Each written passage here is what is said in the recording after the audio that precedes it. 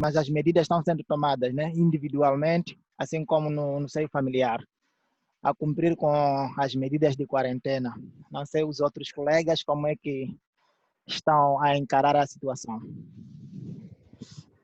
Ok, pronto, só para não desenvolvermos muito este debate, era só também para aproveitarmos e fazer aqui um teste à nossa conexão. Vocês podem, querendo, ativar o vídeo, não é? Assim vemos-nos todos. Não é? Só que isto vai tornar muito lento, né? Vai tornar um pouco lenta a interação, vai interferir muito. Tudo bem, não há problemas. Portanto, tem aí um dispositivo, quem quiser intervir em algum momento da aula, pode levantar a mão. Há um dispositivo para levantar a mão. Eu ontem mandei alguns áudios para ajudar-vos neste processo. Quem estiver a intervir, vou pedir que primeiro diga o seu nome, está bem? Neste momento estão 9 estudantes, 8 ou 9 estudantes já conectados. Alguns ainda estão a entrar. Vou-os adicionando, 10 agora. Mas ok, vamos então começar com a nossa aula de hoje. E espero não me atrapalhar e não esquecer de admitir alguns colegas, porque estão a entrar alguns agora só e eu é que tenho que admiti-los na entrada. Mas ok, como dizia, a nossa aula de hoje tem como tema o domicílio. Vocês já a esta altura viram várias matérias que representam o início da teoria geral do direito civil. Já se fez o enquadramento daquilo que é o objeto da teoria geral do direito civil e no decurso, no desenvolvimento, entramos para um ponto importante que é o das pessoas singulares. Como sabem, já vos disse, e isto não é novidade, as pessoas singulares representam o centro do direito, ok? É o centro do direito. Só um minuto. Bom, nas próximas aulas, meus caros, vou pedir que entrem mais cedo, que é para quando iniciar a aula não termos muitas interrupções, está bem? Bom, como dizia, as pessoas representam o centro do direito. O direito gira em torno das pessoas. As pessoas é que são o princípio e o fim do direito. Mesmo naqueles casos em que o que esteja eventualmente em causa sejam questões como os animais, a questão do ambiente, mas vamos a verificar é sempre tendo o homem como centro de tudo isso. Ora, e sobre as pessoas singulares, que é o tema que nos interessa neste momento, muito se pode dizer. Começamos por ver quando é que elas adquirem a personalidade jurídica, certo? Esta qualidade que lhes torna um centro de imputação de direitos e obrigações. Depois, vimos também, ok, tudo bem, temos uma pessoa, temos personalidade jurídica, é um reconhecimento que o direito faz. Depois falamos da questão da capacidade jurídica, que já está relacionada com a parte dinâmica, certo? Ou porque temos que saber que a pessoa pode figurar num determinado negócio jurídico, ou então porque a pessoa pode ela própria praticar os atos pessoalmente, ou então através de outra pessoa por si indicada. Então, em que estaremos a falar da capacidade jurídica. Na primeira situação de gozo, peço para ativarem os vossos microfones, está bem? E vão ativar quando necessário, quando for para falar, tá bem? Senão cria aqui um feedback, um eco, um ruído. Bom, dizia aqui, temos ainda a capacidade de exercício que já está relacionada com a prática dos atos. Estar, figurar num negócio jurídico como parte, é preciso ter capacidade de uso. Praticar os atos, esta é uma questão que já está relacionada com a capacidade de exercício. Ora bem, a questão, e evoluímos, falamos da questão das incapacidades, por contraposição à capacidade, certo? E dentro da matéria das incapacidades de exercício, já abordamos o tema da minoridade, uma incapacidade natural pela qual todos passamos, não é? E que, em princípio, termina quando atingimos a maioridade. Digo em princípio porque depois ainda temos a questão da interdição e da inabilitação. Ou seja, o indivíduo pode atingir a maioridade e ainda assim não adquirir plena capacidade de exercício se porventura estiver pendente uma ação de interdição. E, portanto, estas duas complementam a minoridade no grande campo das incapacidades de exercício. Sendo certo, como é óbvio, a essa altura vocês já terão verificado que existe um debate se a inabilitação é efetivamente uma incapacidade de exercício. Mas, bom, não é este o tema da aula e vocês certamente terão feito já uma investigação complementar. Ora bem, chegados a este ponto, interessa-nos agora falar sobre aquele ponto de conexão. Ou seja, há um espaço, se repararem, o homem gira em torno de um espaço. Agora estamos a falar, cada um está num determinado espaço.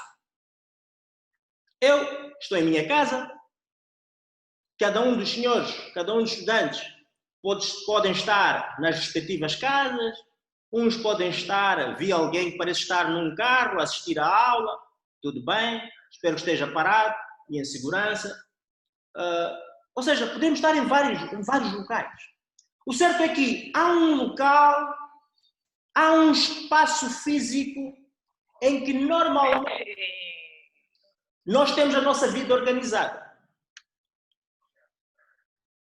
Um local onde nós, independentemente de sairmos, voltamos sempre. Um local onde temos a nossa família. Um local onde organizamos aquilo que é a nossa esfera pessoal, aquilo que é a nossa esfera profissional. Correntemente chamamos de casa, não é? Para casa. Então, o domicílio, e reparem que, se nós formos a ver, o direito, ele vai... Já vimos qual é a função da teoria geral do direito civil no plano das cadeiras, qual é o seu papel relativamente às outras disciplinas. Vocês vão reparar, por exemplo, que o lugar, o domicílio, tem uma grande importância em vários momentos. Por exemplo, no campo litigioso, imaginem que determinada pessoa pretende instaurar uma ação contra outra pessoa, por vários motivos. Ou porque pediu-lhe emprestado alguma coisa e não devolveu, ou porque é uma ação de divórcio, vários motivos. A primeira questão que se coloca é: qual é o tribunal competente? Será que Moçambique tem várias províncias? Eu vou e escolho uma delas. Imagine, é um casal, vive em Maputo, casou-se em Maputo, por algum motivo pretende se divorciar. Onde é que a ação deve ser instaurada? Será que o indivíduo sai, vai para Gaza ou vai para Cabo Delgado, está a passar umas férias em Nampula, vai instauração lá? Logicamente que não.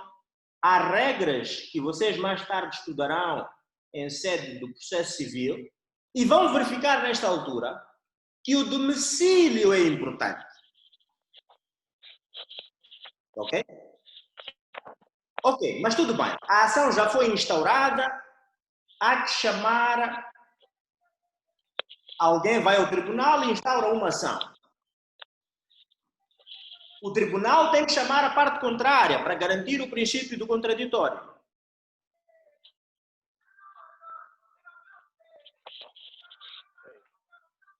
Só um minuto, há um colega Armando Júnior.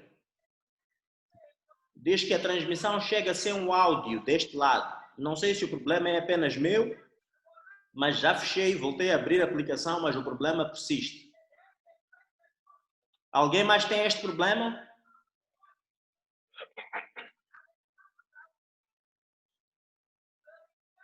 Conseguem todos ouvir-me?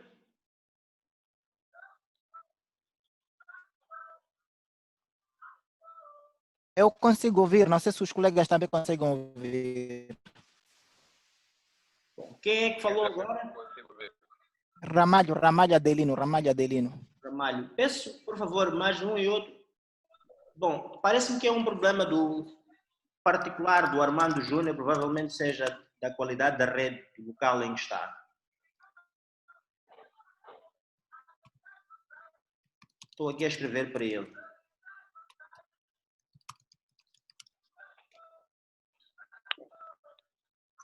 Ora bem, retomando, a ação já foi instaurada, há que chamar a parte contrária para contestar, para garantir, porque o juiz não pode decidir sem ouvir todas as partes envolvidas no litígio. E como é que o juiz chama a parte contrária para que ela apresente a sua contestação, aquilo que tem a dizer em sua defesa? Logicamente que não poderá ser de forma arbitrária. O oficial de diligência sai, vai procurar, encontrou pela estrada, o Styler está aí a passar, o senhor Styler tem aqui uma notificação para o tribunal. Não pode ser assim. Eu estou numa festa, estou num restaurante e o oficial aparece e quer me notificar ou quer me citar de alguma coisa do tribunal. Não pode ser assim. Há regras específicas. E mais tarde vocês vão perceber em sede de processo civil onde é que a citação é o primeiro chamamento da parte ao tribunal. Onde é que a citação deve ocorrer? E vão perceber nessa altura a importância do domicílio. Porque a lei estabelece que a citação tem que ter lugar no lugar em que o réu tiver o seu domicílio. Nós já vamos falar mais adiante, hoje ou na próxima aula, dos vários domicílios. O domicílio voluntário geral, o domicílio profissional, ou seja, a citação terá lugar, por via de regra, no domicílio do réu. Qual dos domicílios? Voluntário geral, profissional, vamos ver o que é uma coisa, o que é outra. Isto vai depender dos atos que estão em causa. O problema que está em causa, se é um problema pessoal, se é um problema profissional, não é? Isto é que vai determinar. Mas ok. Só estamos ainda a mostrar a relevância que o domicílio tem. Este ponto de conexão entre uma pessoa e um determinado lugar. Ok? No domínio das obrigações, vocês terão no próximo ano a cadeira de direito das obrigações. Uma das questões que se colocam, e vocês poderão confirmar nos artigos 772, 774, seguintes do Código Civil, está lá a relevância que o domicílio tem no cumprimento das obrigações. No artigo 772, é lá estabelecido que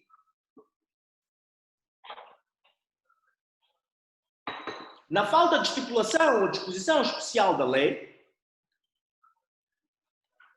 a prestação deve ser efetuada no lugar do domicílio do devedor. Ou seja, a prestação, nós já vimos o que é prestação, creio, que é uma conduta, um comportamento positivo ou negativo que deve ser executado em benefício de outra pessoa. Vejam, por exemplo, também o artigo 774. Obrigações pecuniárias, em que o legislador estabelece o seguinte: se a obrigação tiver por objeto certa quantia em dinheiro, deve a prestação ser efetuada no lugar do domicílio que o credor tiver ao tempo do cumprimento. Ou seja, alguém pediu emprestar dinheiro a outra pessoa. Chega o momento de pagar. Aqueles que pagam, logicamente, não é? Porque também há muitos malandros que pedem emprestar dinheiro e não pagam.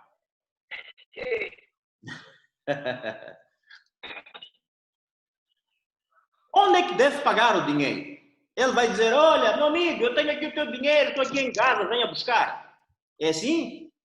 Logicamente que, atenção, o desenvolvimento hoje tornou a vida em sociedade muito mais fácil e muito provavelmente no futuro será mais fácil ainda. Hoje temos os bancos, as transferências bancárias, coisas do género, que tornam esse processo de pagamento muito mais simples. Mas, se tiver que ser necessariamente em espécie, entregar o dinheiro em mão, é no domicílio do credor.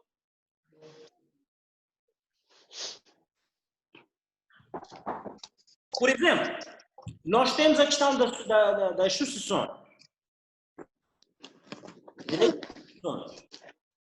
Se trata da nossa vida quando nós partimos desta para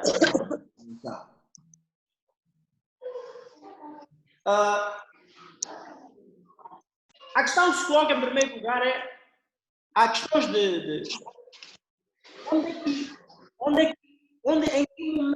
em que momento é que ocorre a abertura da sucessão? E vocês vão perceber, porque este processo sucessório não é diferente do local onde ele é tratado, se é em Maputo, se é em Chimoio, se é na Cala, e vão perceber nesta altura, quando estiverem a estudar o direito das sucessões, que o domicílio também é chamado para a definição do lugar do processo sucessório que terá lugar. Como vem, e podíamos continuar a apresentar várias situações em que o domicílio é chamado por outros. Só um minuto. O colega já conseguiu resolver o problema, Armando Júnior? Espero que tenha conseguido. Colegas, alguém me ajude, por favor. Como dizia, a importância do domicílio ela vai se refletindo em várias áreas do direito. Muitas vezes funcionando como um critério para a fixação da competência, critério para a fixação do lugar de cumprimento de obrigações. Ok? Agora, chega a tal questão. Então, o que é domicílio? E nós vamos encontrar o tratamento legal do domicílio nos artigos 82 e seguintes do Código Civil. Os senhores trazem o Código Civil, porque quem não tiver o Código Civil vai ter que abandonar a aula. Como sabem, o doutor Alfiado não deixa os estudantes entrarem para a sala sem o Código Civil. Brincadeira. Acredito que todos tenham aí o Código Civil. O artigo 88 tem um tratamento da disciplina legal aplicável a este tema do domicílio. E conseguimos perceber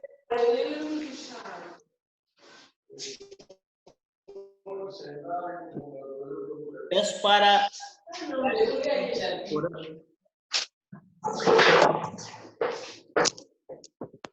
acho que eu consigo fazer isso daqui, tirar para tudo.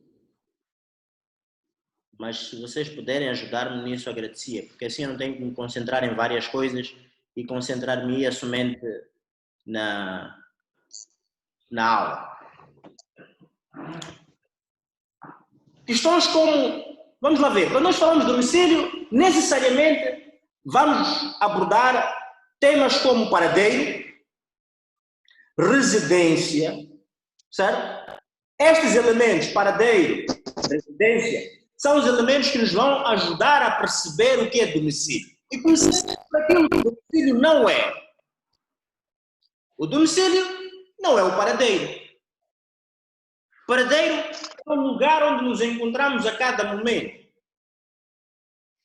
Neste momento, o nosso paradeiro é o lugar onde nós estamos. Certo? Você está, por exemplo, a caminho do trabalho ou da escola, da faculdade, o lugar em que você está, naquele momento, é o seu paradeiro.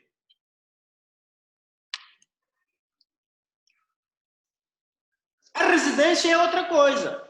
É onde nós temos a nossa vida,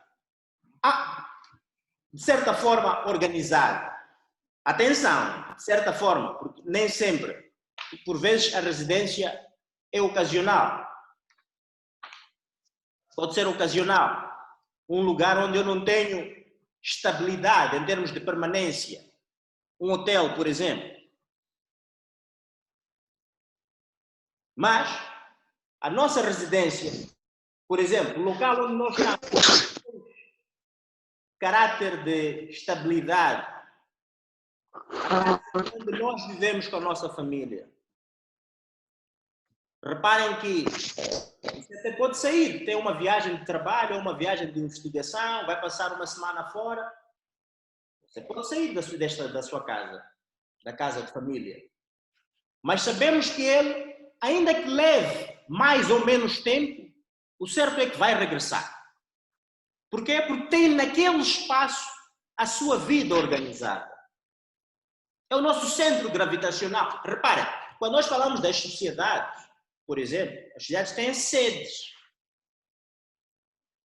que é o correspondente ao domicílio. E, aliás, as sociedades se inspiram, as pessoas coletivas se inspiram neste regime de domicílio para fixar este centro gravitacional também, que é importante para a vida das pessoas coletivas.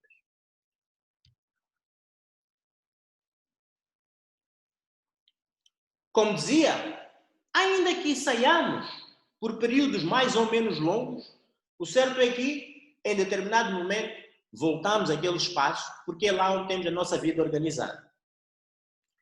Mas eu posso viajar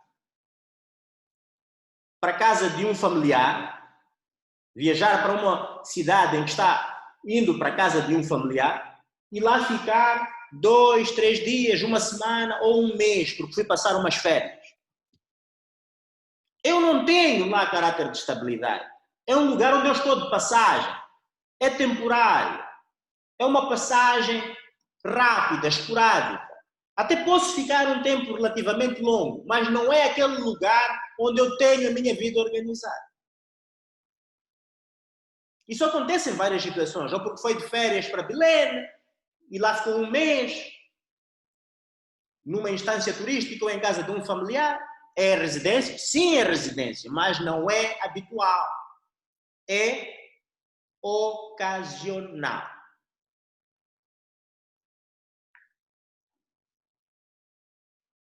Ora bem, há muito que poderíamos falar relativamente a este enquadramento teórico do domicílio. Os senhores vão fazer um estudo aprofundado quanto a esta parte a que me referia. Depois, no final, enviarei exercícios por esta via ou então por e-mail ou no nosso grupo de WhatsApp. Está bem? Ora bem, vamos então ver, do ponto de vista legal, como é que o domicílio está estruturado. No artigo 82, encontramos o seguinte: domicílio voluntário geral. Aqui só para também envolver-vos, eu consigo ver aqui caras, nomes. Vamos, Silvia Ferreira, peço para ler o artigo 82, por favor.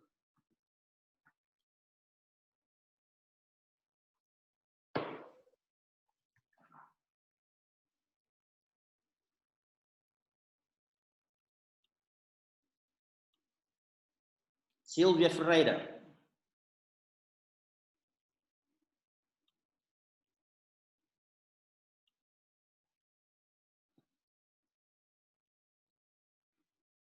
Bom, Silvia, não sei se me ouve, como não... Dalton Maziv.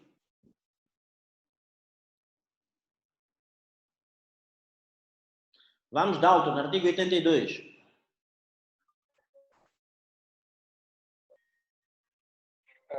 Secção 3, domicílio. Artigo 82. Domicílio voluntário geral. Número 1. A pessoa tem domicílio no lugar da sua residência habitual. Se residir alternadamente em diversos lugares, tem-se por domiciliada em qualquer deles. Ora bem, vamos já parar no número 1. A epígrafe, reparem, domicílio voluntário geral.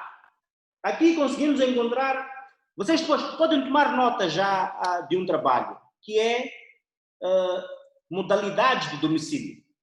De certa forma abordaremos, mas vocês vão estruturar doutrinariamente. Modalidades de domicílio.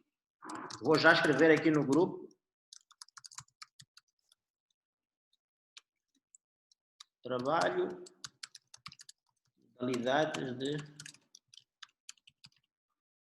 domicílio. Bom, como estava o nosso colega Dalton a ler, o domicílio pode ser voluntário. Voluntário pressupõe vontade. Eu não sou obrigado por lei. Certo? Geral porquê? Porque é onde, não havendo, é por exclusão, não havendo um domicílio especial, tudo se reporta ao domicílio geral. É o domicílio que acolhe todas as questões. Quando não existe um domicílio especial, já vamos ver mais adiante que eles existem. A pessoa tem domicílio no lugar da sua residência habitual. Número 1, primeira parte. Ora bem, é como dizíamos, o lugar onde a pessoa reside habitualmente, onde tem a sua família, onde tem a sua vida organizada, é lá onde tem o seu domicílio voluntário geral. Logicamente que, atenção, pode haver, e muitas vezes acontece, que a pessoa resida em 2 ou 3 lugares, por vários motivos.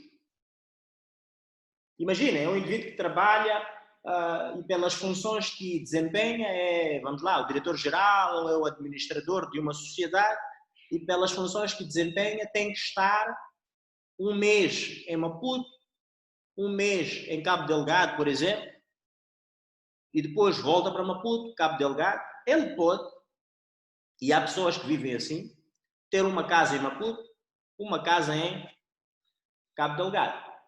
Maputo, Pemba, por hipótese. Como também há pessoas que têm uma casa em Maputo e uma casa na Matola, aqui em Maputo. A gente vive isso. Em que, eventualmente, para fugir do tráfego, durante a semana passam mais tempo em Maputo, cidade de Maputo, e aos fins de semana passam na cidade de Matola, para não ter que apanhar o tráfego, ter que acordar muito cedo. Eu conheço pessoas que vivem assim. Ora, a segunda parte do número 1 do artigo 82 vem precisamente para resolver a situação de pessoas que vivem nestas condições. E estabelece o seguinte: se residir alternadamente em diversos lugares, tem-se por domiciliada em qualquer delas. Atenção! Não confundir com a residência ocasional. Não confundir com aquela situação em que o indivíduo reside com caráter de estabilidade em Maputo, mas uma vez e outra, quando já é noite, dorme na Matola. Não. Estamos a falar de residência com caráter de estabilidade em lugares alternativos. Ok? E, portanto, isto tem relevância porque, se porventura, imaginem, alguém pretende instaurar uma ação judicial contra certa pessoa, António pretende instaurar uma ação contra Bernardo, e o tribunal, para fazer a citação, precisa de um lugar concreto. Qual é o lugar? Vão verificar, como dizíamos no início da aula, mais adiante. Perdão, o tribunal faz a citação. Citação é o primeiro chamamento, os posteriores são designados por notificação. O tribunal vai usar o domicílio voluntário geral do réu. logicamente, se forem questões pessoais. Ou se ele não tiver um domicílio profissional e o ato estiver relacionado com a sua profissão. Mas já vamos aprofundar esta matéria um bocadinho mais adiante. Mas é para lá. Víamos há pouco que, por exemplo, as obrigações pecuniárias devem ser cumpridas no domicílio do credor. O que quer dizer que, neste caso, temos que saber onde é que ele vive. Não é? Mas atenção, isto, como disse, em relação às obrigações pecuniárias, o desenvolvimento hoje ajuda muito. Muitas vezes nem temos sequer que sair de casa para fazer uma transação, para fazer um pagamento. Não é o indivíduo dizer, não, recebi a sua transferência, mas não, a lei diz que você tem que vir pagar a minha casa. Não. Não é por aí. Número 2. Na falta de residência habitual, considera-se domiciliada a pessoa, subentende, no lugar da sua residência ocasional. Ou seja, o indivíduo não tem residência habitual. Há várias pessoas que, infelizmente, são sem casa, certo? Por vezes está uma semana em casa de um primo, não é? Por vezes diz que eu vou passar uma semana.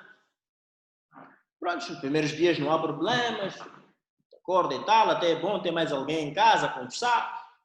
Mas depois já os donos da casa começam já a conversar entre, mas este aqui disse que vinha ficar uma semana, já se passam 2, 3 semanas, como é que é afinal? Começam já, amigo, então. Não, porque, não, agora por causa do Covid não posso sair, porque estou aqui, é melhor ficar aqui até Covid passar. Amigo, calma aí. E nem sempre conseguem ficar muito tempo. Depois sai mais 2 semanas em casa de fulano, depois mais um mês em casa de Beltrano, e vão girando assim. Há pessoas que não gostam de trabalhar e vivem. Logicamente que existem também pessoas que, por dificuldades da vida, não têm residência.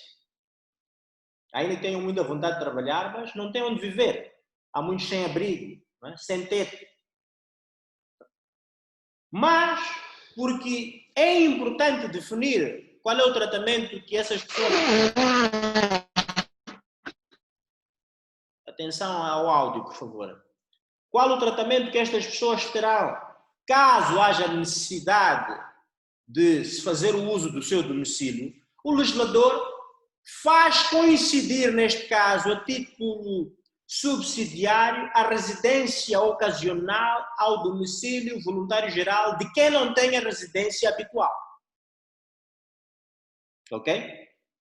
De quem não tenha residência. Veja, no passado existiam muito aqueles indivíduos, hoje ainda existem, os do circo. Estão a ver as pessoas do circo, os artistas de circo. Os artistas de circo podem passar a vida toda em viagens. Hoje estão em Maputo, ficam lá 3, 4 semanas a fazer as suas apresentações artísticas, depois viajam para a África do Sul e ficam lá mais 3, 4, 5 semanas, depois vão para os Estados Unidos, depois vão para a França, China, Inglaterra, e vão girando o mundo. E quando você pergunta qual é a sua casa, amigo, muitos deles, a casa é onde ele está. Abrem aquelas tendas, ficam aí um tempinho, um tempão, depende das atuações. O seu domicílio voluntário geral é o lugar onde ele se encontrar, ou seja, melhor, é a sua residência ocasional.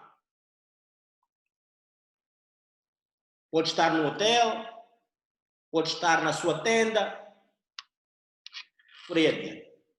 Mas esta tal residência ocasional, sabemos que nem sempre existe.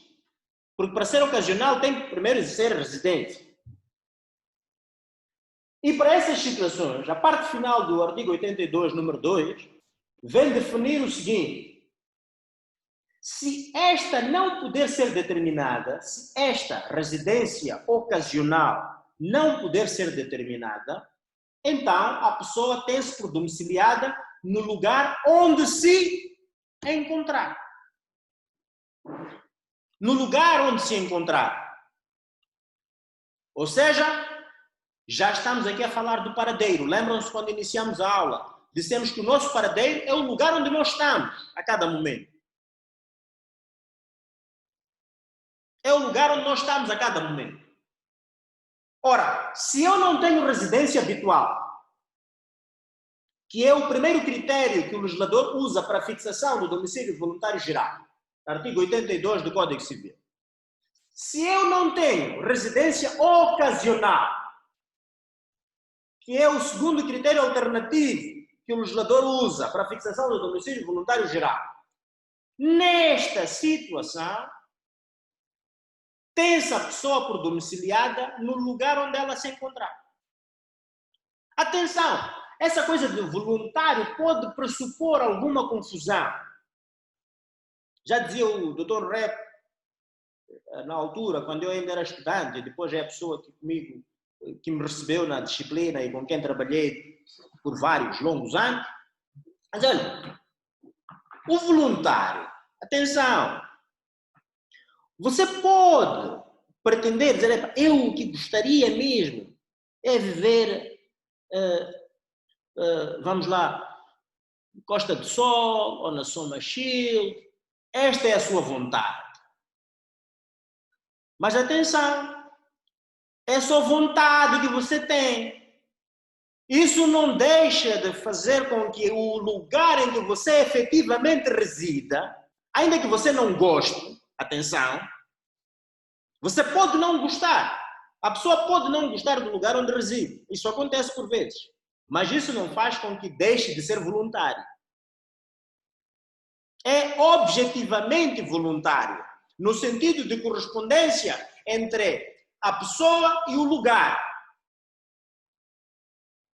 De tal forma que a sua vontade, mas eu não quero que aqui seja. Se não quer, então crie condições para que seja no outro lugar que você quer.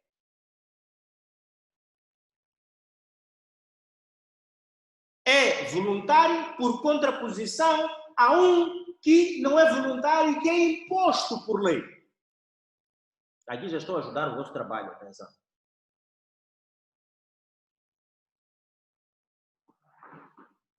Que seria o legal. Ora bem, artigo 83. Domicílio profissional. Antes de irmos para o 83, ou melhor, falamos do 83 e depois vou-lhes contar algumas histórias que já aconteceram enquanto advogado e com os oficiais de diligência. Ainda temos cerca de 10 minutos. Ora bem, artigo 83. A pessoa que exerce uma profissão tem, quanto às relações que a esta se referem, domicílio profissional no lugar onde a profissão é exercida. Artigo 83 do Código Civil. As profissões são várias. Você pode ser advogado, pode ser carpinteiro,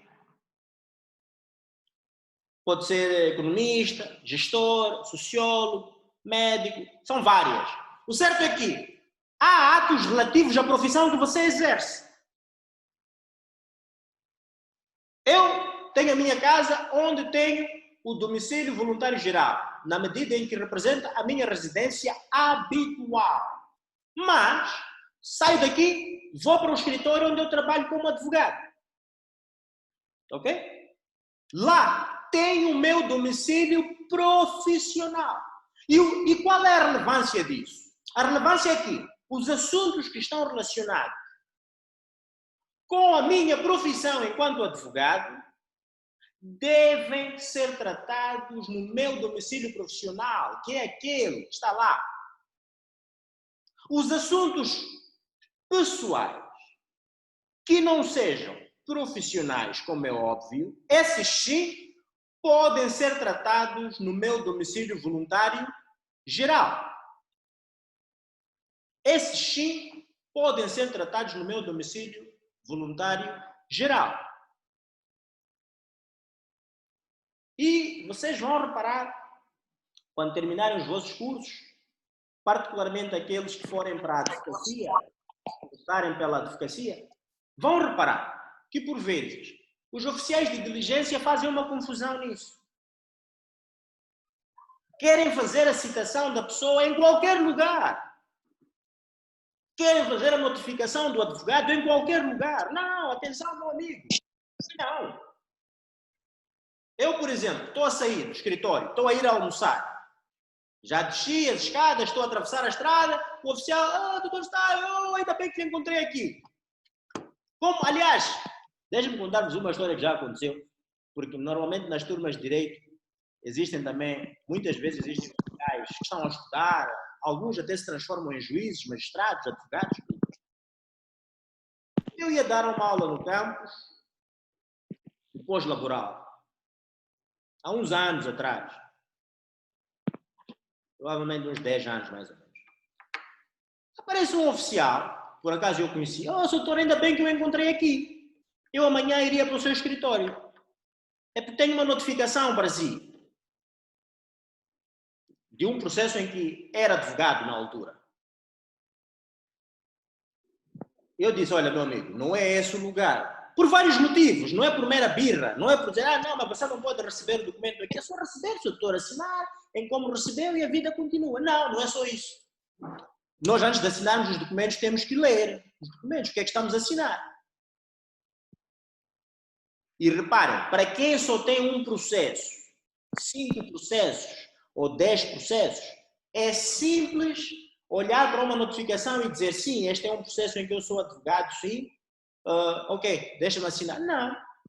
Mas para quem tem muitos processos, como é a realidade nos escritórios dos advogados, escritórios de advogados, muitas vezes nós temos que fazer uma confirmação antes, para ver se efetivamente aquele caso, aquele processo em particular, é um processo que está efetivamente connosco ou não. Porque há empresas que têm 2, 3 escritórios como advogados. Você não vai só assinar sem ter a certeza. Ou seja, é um processo, não é só uma simples assinatura de uma certidão. É um processo de confirmação. Primeiro a pessoa tem que ler para ver o que é. Depois tem que confirmar para ver se efetivamente é algo que está sob a sua responsabilidade. E tudo isso não vai ser feito assim, a balda, ao ar livre. Há uma responsabilidade. Daí que o legislador, de forma correta, certa, acertada, estabeleceu que, relativamente às questões profissionais, aquelas que estão relacionadas com a profissão, os atos devem ser praticados no lugar do domicílio profissional. Artigo 83, número 1 do Código Civil. Há um estudante que está a ler Sun Tzu, Arte da Guerra. Esta capacidade de assistir à aula de teoria enquanto lê Sun Tzu é complicado.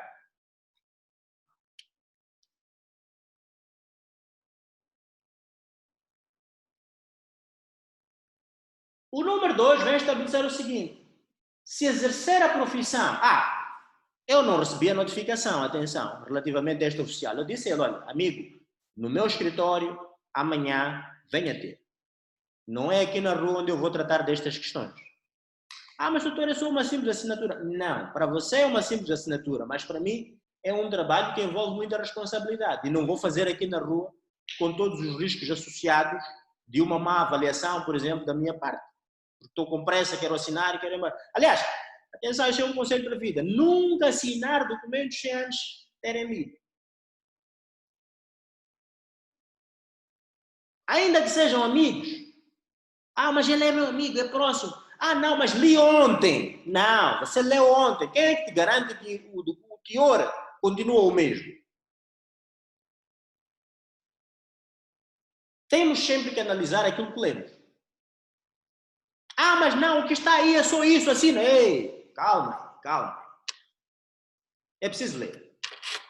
Vocês amanhã estarão a acompanhar enquanto advogados, por exemplo, os vossos constituintes em audiências judiciais. No final é sempre lavrada uma ata. O juiz lavra uma ata que deve ser assinada pelas partes. A audiência já levou 3, 4 horas de tempo, uma audiência de discussão e julgamento, por exemplo. e há que assinar a ata. Leia antes de assinar. Ah, não, mas é o juiz que esteve aqui, o escrivão, aliás, esteve a tomar nota e fez. Ainda assim, convém verificar. Porque pode ter ocorrido uma ou outra imprecisão. Que, muitas vezes, atenção, já vimos várias situações como essas, colegas já passarem por isso, em que os interesses dos seus constituintes ficaram comprometidos. Porquê? Porque eles não leram os documentos. Portanto, leiam antes de assinar. Meus caros, o nosso tempo está a chegar ao fim. A aula é de 40 minutos e isto vai, creio que, encerrar automaticamente dentro de pouco tempo. Nós, por hoje, o que fizemos foi o enquadramento do domicílio, certo? O enquadramento doutrinário. Vimos qual é a importância do domicílio. Vimos o tratamento jurídico que o domicílio tem nos artigos 82 e 83 do Código Civil. Ainda há estudantes a entrar, interessante. Os artigos 82 e 83 do Código Civil. E na próxima aula nós vamos dar continuidade ao regime jurídico. O que lhes peço, próxima aula quarta-feira, não é? Porque é uma aula por semana.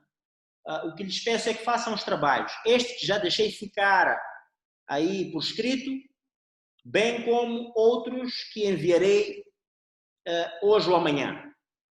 Não se esqueçam que já disponibilizamos alguns, pelo menos 4 manuais, a parte relativa ao domicílio, para ajudar na vossa investigação complementar. Está bem? Na próxima aula, vamos iniciar. Os primeiros 20 minutos serão para vocês colocarem as vossas dúvidas.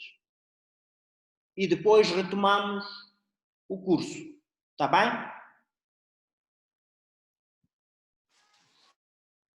Está bem, doutor. Doutor, uns colegas estavam a perguntar quando é que vamos entregar os trabalhos. A data. Vou mandar por escrito no nosso grupo do WhatsApp, está bem? Está bem. Vou por escrito, informarei no grupo do WhatsApp.